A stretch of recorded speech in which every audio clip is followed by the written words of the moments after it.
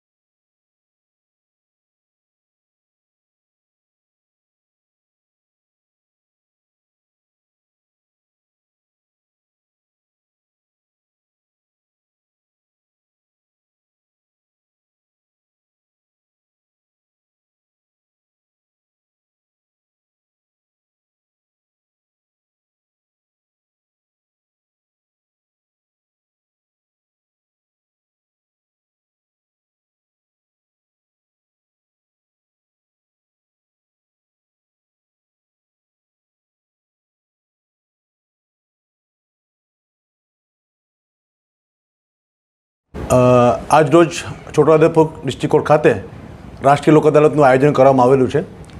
ગુજરાત રાજ્ય કાનૂની સેવા સત્તામંડળના માર્ગદર્શન મુજબ જિલ્લા કાનૂની સેવા સત્તામંડળના નેજા હેઠળ અને અત્રેની કોર્ટના પ્રિન્સિપલ ડિસ્ટ્રિક્ટ જજ સાહેબ શ્રી એમ.જે. પરાશર સાહેબના નેતૃત્વ હેઠળ આજ રોજ વર્ષ 2024ની બીજી રાષ્ટ્રીય લોક અદાલતનું આયોજન કરવામાં આવેલ છે.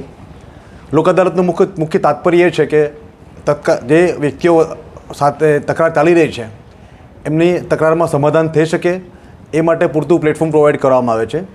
અને લોક અદાલતમાં ફક્ત એવું નથી કે જે કેસ પેન્ડિંગ છે એની સમાધાનની પ્રક્રિયા જ કરવામાં આવે છે, પણ એવી તકરારો પણ કે જેના કે દાખલ નથી થયા એ તકરારો માટે બી કોર્ટમાં સમાધાનના પ્રયત્ન કરવામાં આવે છે.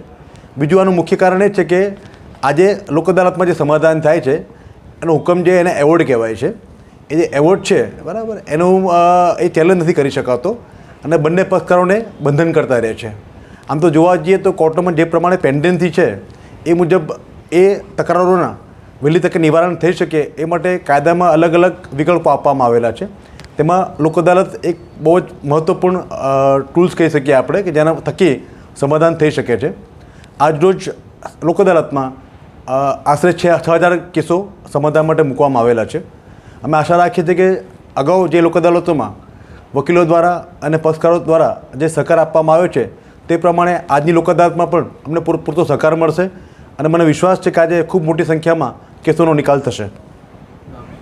મારું નામ J.D. સોલંકી છે. હાલમાં હું ડિસ્ટ્રિક્ટ કોર્ટ છોટાઉદેપુર ખાતે કાર્યરત જિલ્લા કાનૂની સેવા સત્તામંડળમાં ફૂલ ટાઈમ સેક્રેટરી તરીકે ફરજ બજાવું છું.